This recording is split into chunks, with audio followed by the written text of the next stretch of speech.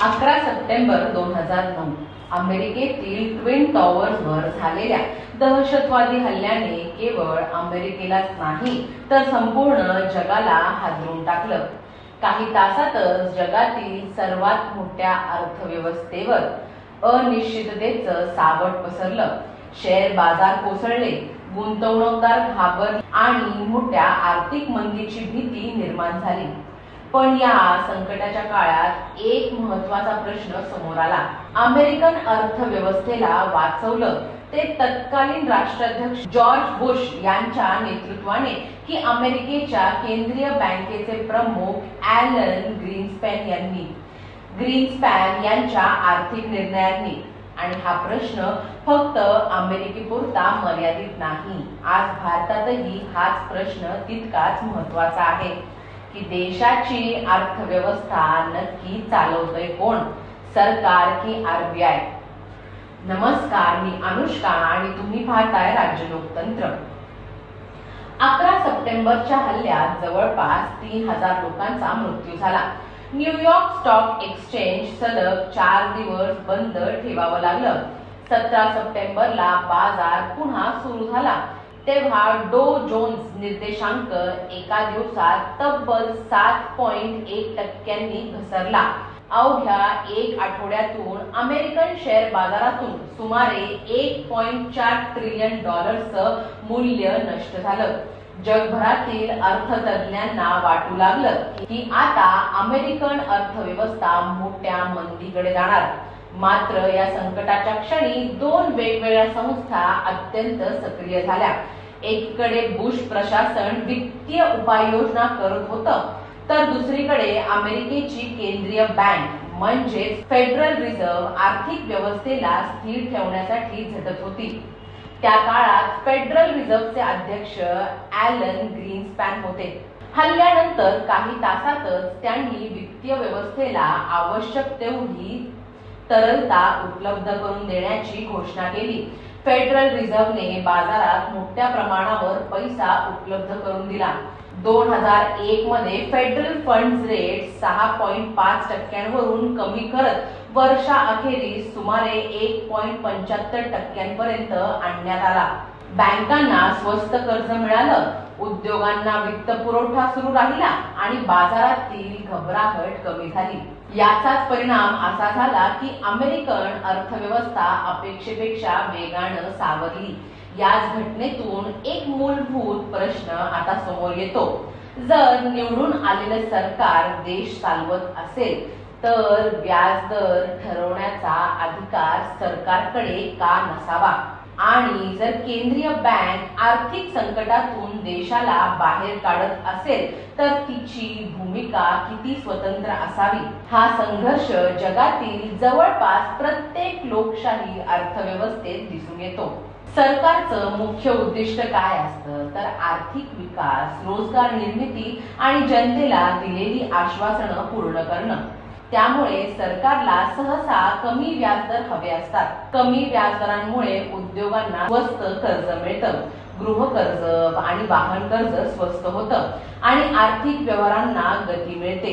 मात्र केंद्रीय बँकेचं उद्दिष्ट वेगळं असतं। तिच्यासाठी महागाई नियंत्रण, चलनावरील विश्वास आणि वित्तीय स्थैर्य अधिक महत्त्वाचं असतं। त्यामुळे अनेकदा केंद्रीय बँक व्याजदर वाढवतं। जरी तो निर्णय लोकप्रिय नसला तरी उद्योग क्षेत्र नाराज होतं, सरकारवर दबाव वाढतो, पण दीर्घकालीन आर्थिक हितासाठी असे निर्णय आवश्यक ठरतात। भारतात या प्रश्नाचं संस्थात्मक उत्तर 2016 मध्ये देण्यात आलं। फिनान्स ऍक्ट 2016 अंतर्गत आरबीआय ऍक्ट 1934 मध्ये सुधारणा करण्यात आली आणि मॉनिटरी पॉलिसी कमिटी म्हणजेच एमपीसी ची स्थापना झाली। यापूर्वी व्याजदरासंबंधी अंतिम निर्णय प्रामुख्याने आरबीआय गव्हर्नर घेत असतं। मात्र एमपीसी मुळे ही प्रक्रिया अधिक पारदर्शक, उत्तरदायी आणि सामूहिक झाली। एमपीसी मध्ये एकूण 6 सदस्य असतात, त्यापैकी 3 सदस्य आरबीआय कडून आणि 3 सदस्य केंद्र सरकारकडून नियुक्त केले जातात। निर्णय बहुमताने घेतले जातात आणि मतांची संख्या समान झाल्यास आरबीआय गव्हर्नन्सचं मत निर्णायक ठरतं। या समितीचं प्रमुख उद्दिष्ट म्हणजे महागाई नियंत्रणात ठेवणं. भारताने महागाईचं लक्ष्य 4% निश्चित केलं आहे आणि त्यासाठी 2 ते 6%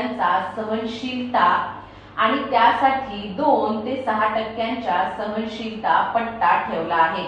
जर महागाई सातत्याने या मर्यादेबाहेर गेली तर आरबीआयला सरकारला स्पष्टीकरण द्यावं लागतं. ही व्यवस्था जगातील अनेक विकसित अर्थव्यवस्थांमध्ये स्वीकारलेल्या मॉडेल प्रमाणेच आहे. 2008 मध्ये लेहमन ब्रदर्स कोसळल्यानंतर जागतिक आर्थिक संकट निर्माण झालं. भारतही त्याच्या परिणामापासून पूर्णपणे अलिप्त राहू शकला नाही. मात्र आरबीआयने तत्काळ रेपो दरात कपात केली, CRR कमी केलं आणि बँकिंग व्यवस्थेत मोठ्या प्रमाणात तरलता वाढवली. या उपायांमुळे भारतीय वित्तीय व्यवस्था तुलनेने स्थिर राहिली. यामुळे केंद्रीय बँकेच्या स्वायत्तेचं आणि तिच्या निर्णायक भूमिकेचं महत्त्व पुन्हा अधोरेखित झालं. 2020 मध्ये कोविड-19 महामारीचं संपूर्ण जगाला वेठीस धरलं. भारतात लॉकडाऊन लागू झाला, उद्योग बंद झाले आणि आर्थिक व्यवहार अक्षरशः ठप्प झाले. अशा परिस्थितीत आरबीआयने रेपो दर 5.15% वरून 4% पर्यंत कमी केला. TLTRO, कर्जमाफी दृश्य मोरॅटोरियम आणि इतर अनेक उपाययोजना राबवून बँकिंग व्यवस्थेला मोठ्या प्रमाणात तरलता उपलब्ध करून दिली. या उपायांमुळे उद्योगांना आणि वित्तीय क्षेत्राला मोठा आधार मिळाला. मात्र महामारी संपल्यानंतर नवं आव्हान उभं राहिलं. जागतिक पुरवठा साखळी विस्कळीत झाली. युक्रेन युद्ध सुरू झालं. कच्च्या तेलाच्या किमती वाढल्या आणि जगभरात महागाईचा दबाव निर्माण झाला. भारतालाही त्याचा फटका बसला. अशा वेळी आरबीआयला पुन्हा व्याजदर वाढवण्याचा निर्णय घ्यावा लागला.